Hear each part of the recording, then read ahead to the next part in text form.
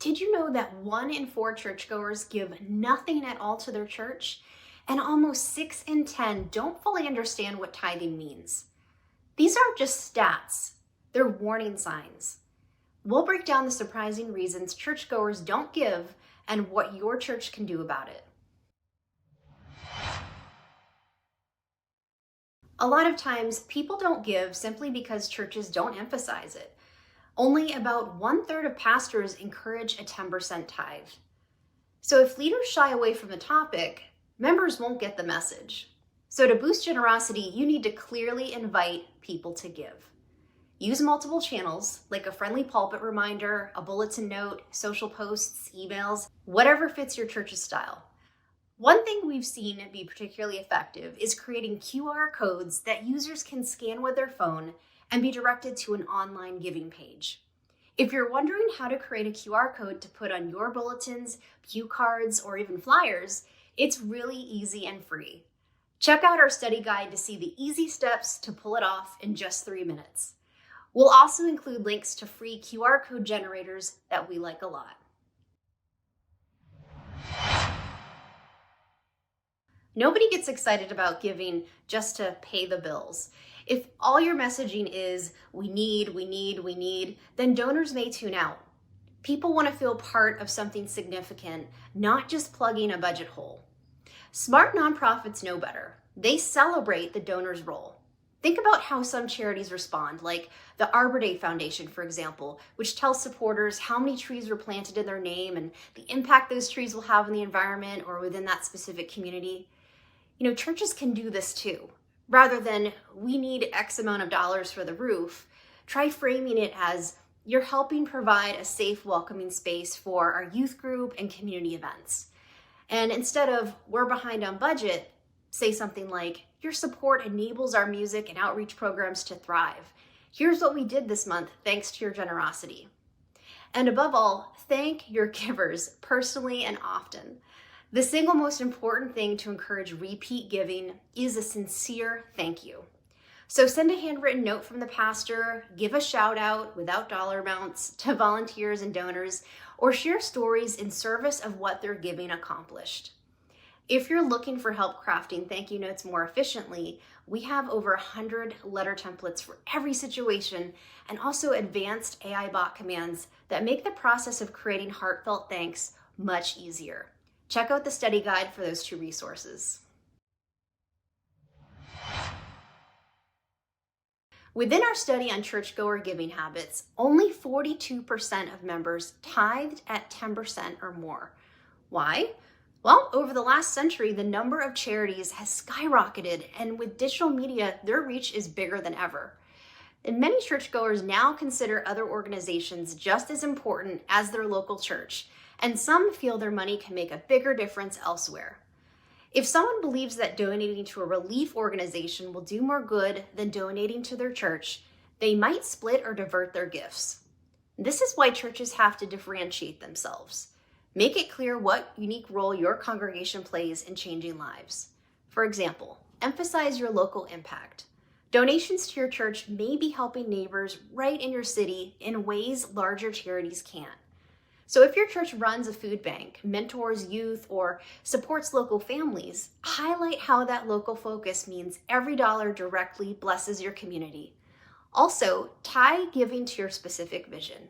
For example, CDO Church in California tied recurring giving to their bold vision of reaching 500 souls and planting 5 churches.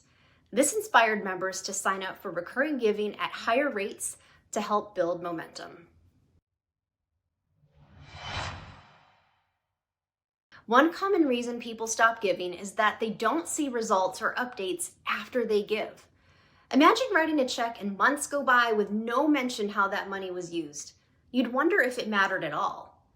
Past outcomes shape future generosity. So if you keep donors in the dark, you shouldn't be surprised when they hesitate to give again. The fix is straightforward. Close the loop. Regularly share reports, stories, and celebrations of what donations have accomplished. This doesn't have to be boring spreadsheets. You can make it visual and relatable. For example, create a short slideshow on a Sunday showing, here's what your giving did this quarter. 3 families avoided eviction, 20 new Bibles were donated for the prison ministry, 15 teens went to summer camp, etc., etc. And you could also send something like a brief email newsletter with a success story, maybe even a quote from someone impacted. Some churches publish an annual report infographic for the congregation with figures and photos. And even small-scale day-to-day results are worth sharing. Testimonies, thank you notes from those helped, and any progress updates on your projects. One idea is to have a member who benefited give a 2-minute testimonial during Sunday service, putting a face to the impact. A big pushback to tithing we've heard is, I don't just want to write a check, I want to be involved. So when you encourage people to volunteer, join a ministry team, or use their professional skills for a project, 2 great things happen. 1, ministry gets done with their help, and 2, their heart grows closer to the church's work, often leading them to give financially as well. So ask for help beyond the offering plate. Need designers, musicians, accountants, or teachers? Let people know. Show how donating time or skills complements financial giving.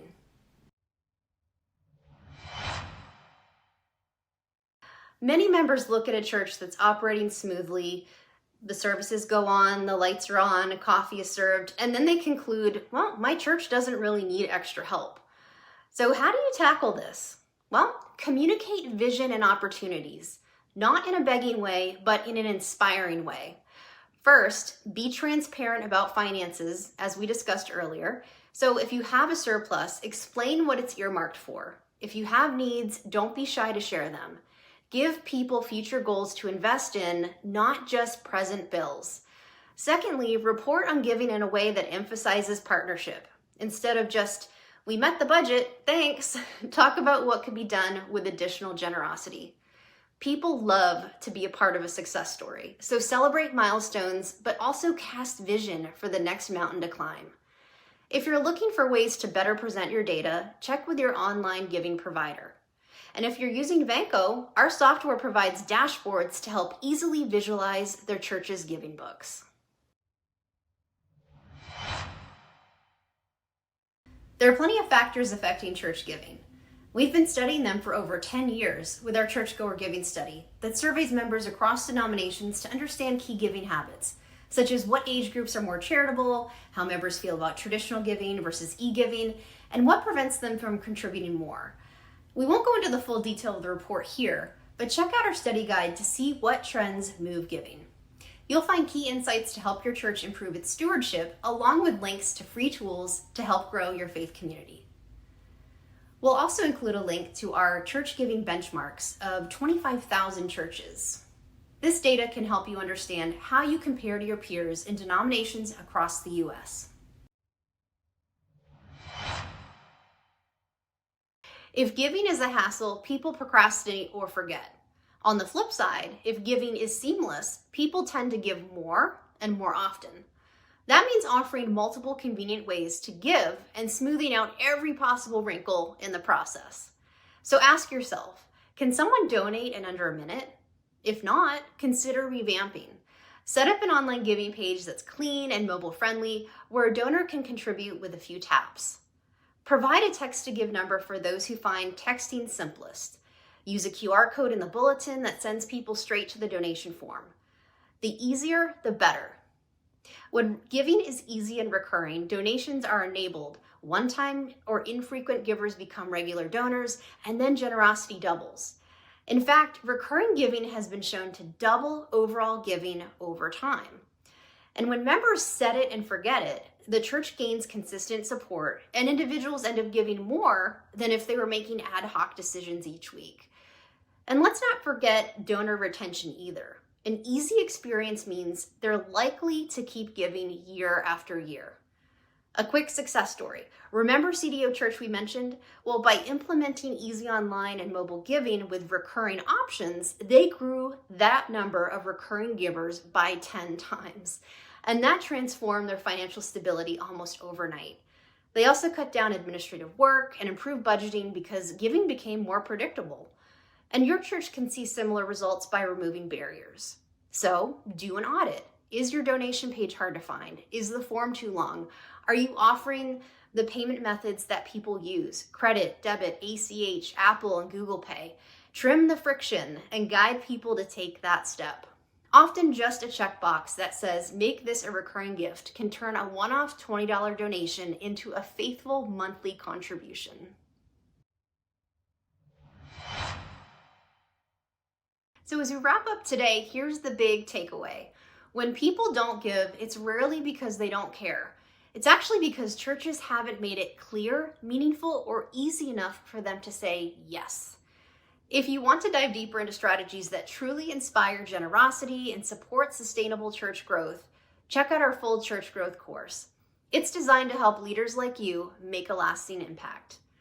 And don't forget to grab the free study guide linked below. It's packed with everything we mentioned, QR codes, thank you templates, donor data insights, and so much more. If this video helped you rethink your approach, please give it a like and be sure to subscribe for more practical tools to grow your ministry.